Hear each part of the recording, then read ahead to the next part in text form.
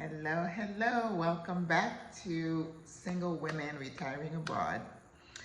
Today we want to talk, this is video 18. Wow, I'm on my way to that 30-day challenge. Yesterday we got close, but I still got it in. Today we're going to talk about transportation, how to get around in Panama, how you get around, and should you consider your spot, which we discussed in the previous video, based on your need for transportation and how you get around. A lot of us here in the city do not drive by choice because transportation is so easy. It's so easy to get around, especially if you live in one of the more densely populated areas and where you have access to metro, buses, and also Uber, which is quite affordable.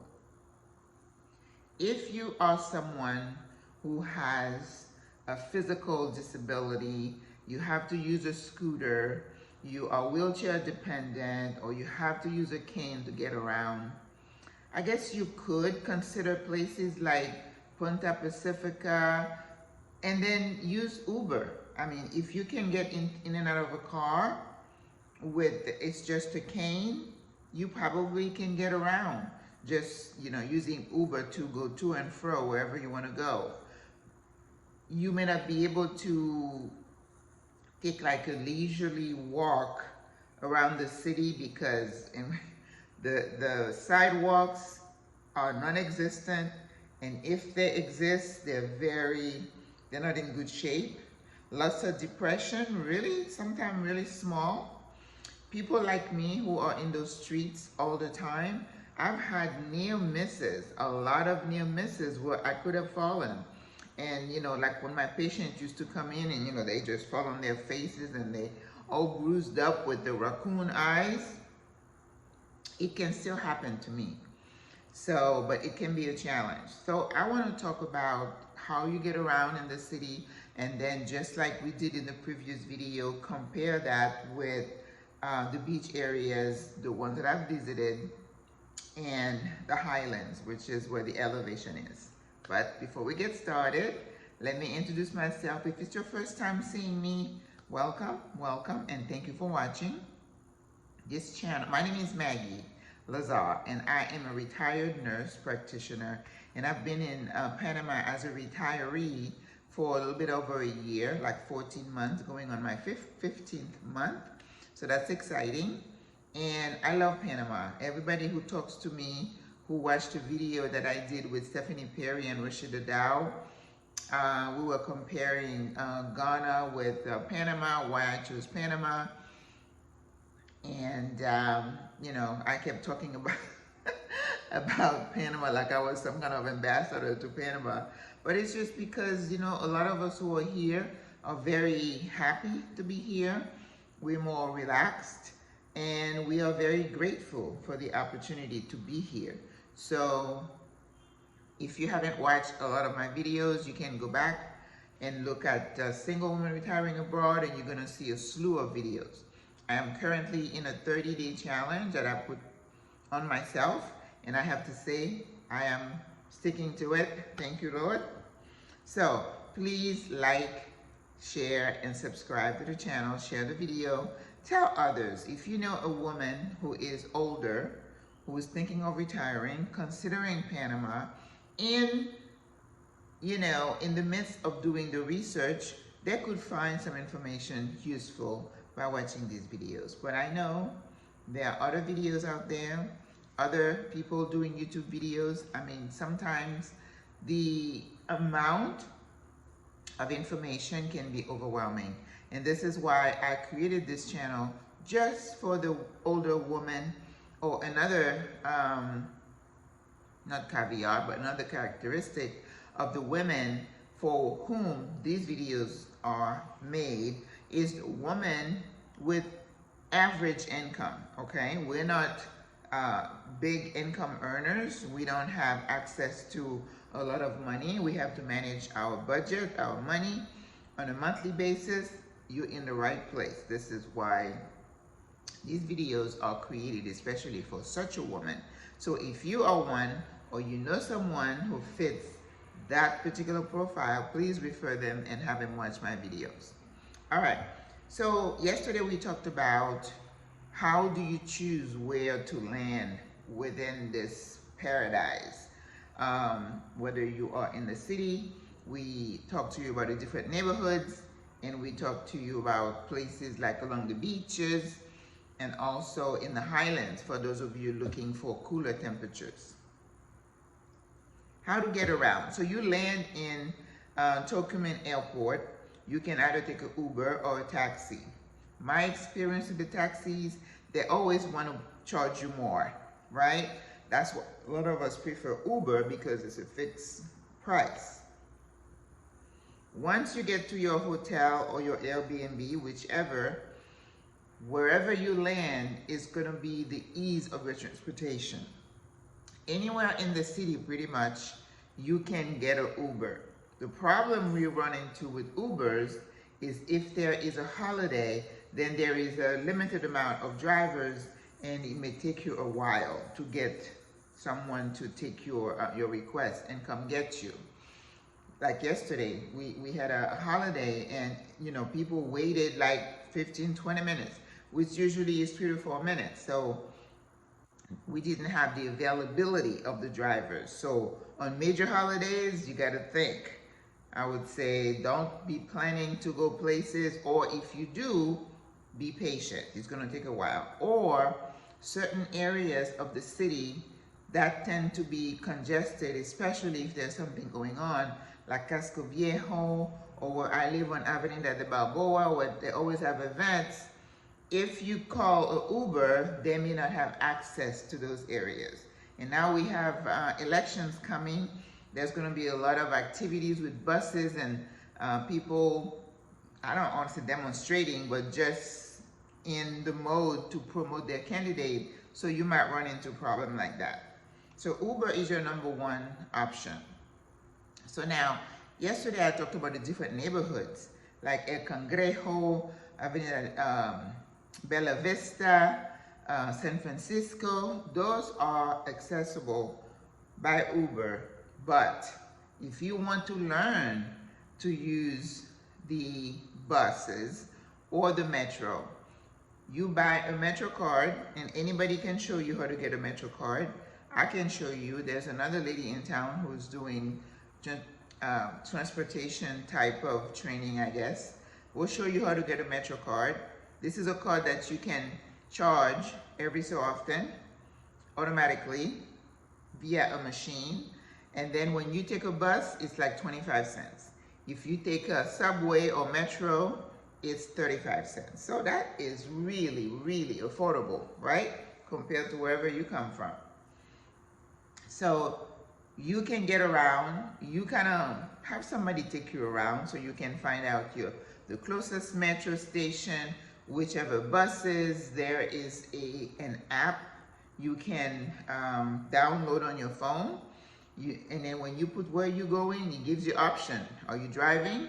Google Maps. Are you driving? Are you taking a bus? Or are you walking? So you decide. There is another app besides Uber called InDrive that some people use. I haven't used it, but apparently it's cheaper. And also, besides Google Maps, I think they have another app called Waze. I have not used that, but apparently it's pretty accurate in terms of giving directions. So you have options. So pick your neighborhood based on access.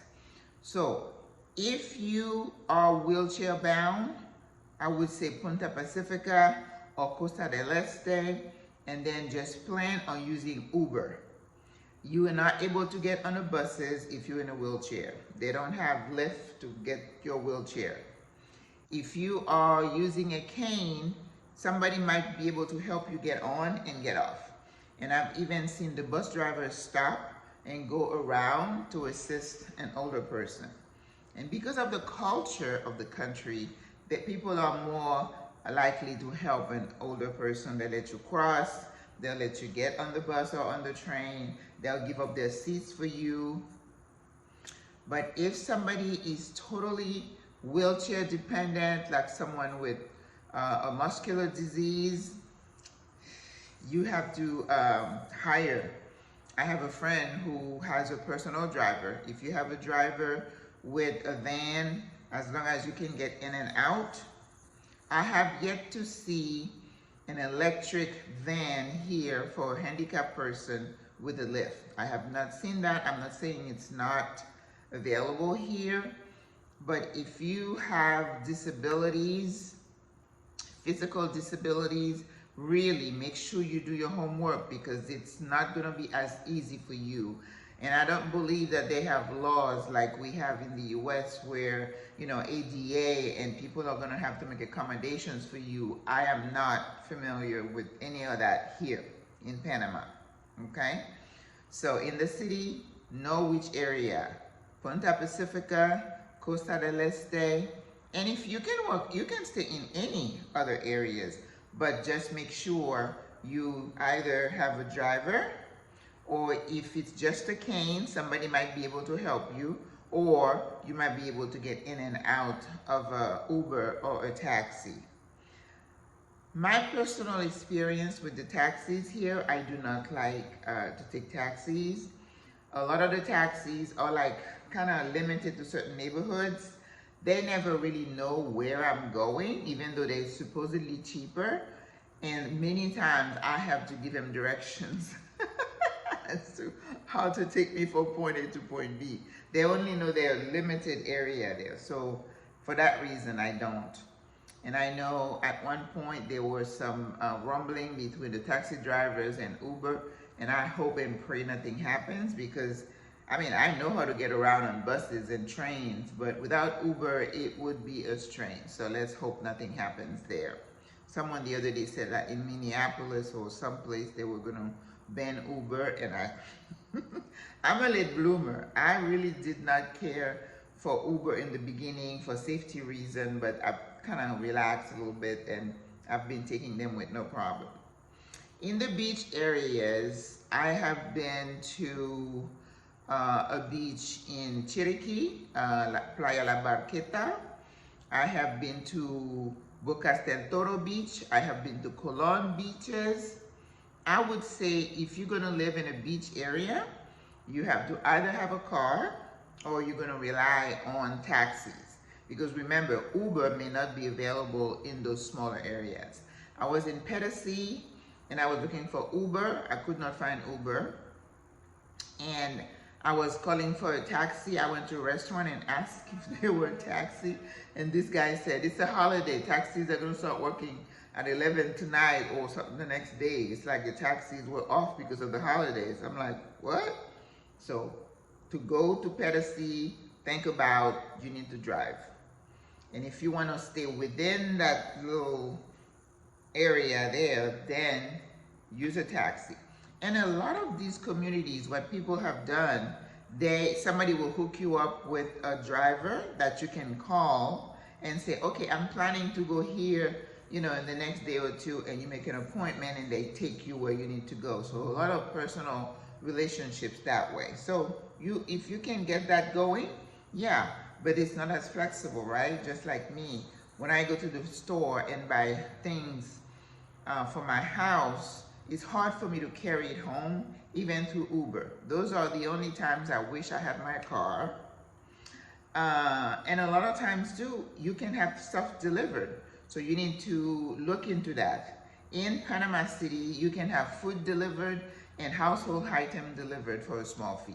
So I'm like, yay, I'm gonna pay for you to bring me water or 5 gallons something. And the other day I bought 3 gallons of bleach, and I'm like, there's no way I'm gonna carry this, even in the Uber. It wouldn't be safe. So just personal contact, personal drivers, that would work.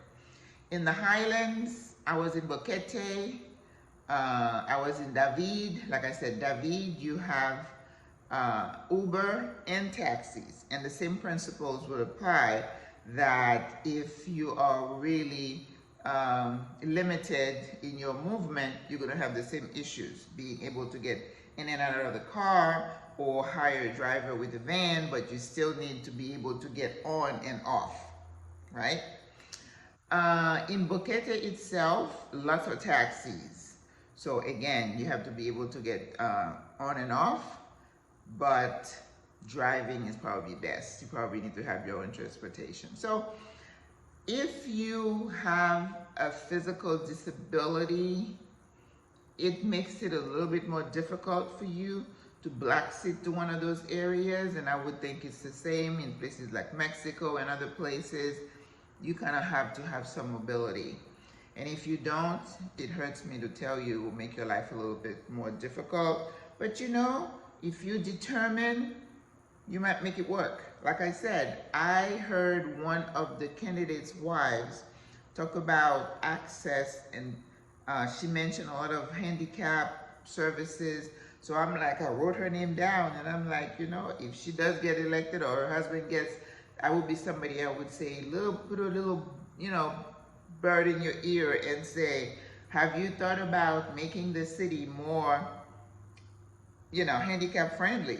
Clean the sidewalks, you know, because I know even in the States, we had a bunch, at one point when I was with the Chamber of Commerce, we wanted to make certain communities senior friendly. Senior friendly meant, you know, pathways and sidewalks and bus stops with the awning, you know, to protect people from the element. So somebody has to really take that on and see that it is something they need to consider, especially as they continue to push for retirees to come here. People are living longer, and we all gonna have some kind of disability. So they really need to think about that. It would be something maybe I can talk to the ambassador about that. Maybe, you know, she's got the power and the voice to say, have you thought about that? Because it all starts with an idea or a conversation. All right, 17 minutes. So I hope you get the gist of what I was trying to say. Panama is not handicap friendly, and if you do have a disability, you need to think seriously about how to make it work. Do you have the means to hire private help, private chauffeur, and how you're gonna get around, okay? It can be done, but you gotta put some thoughts into it. All right, I'm gonna stop right here. I hope you enjoyed this video, and I will see you tomorrow. I don't have down what my next topic is, but we'll keep on going. All right, guys, I'll talk to you soon. Au revoir, à la prochaine. Bye-bye.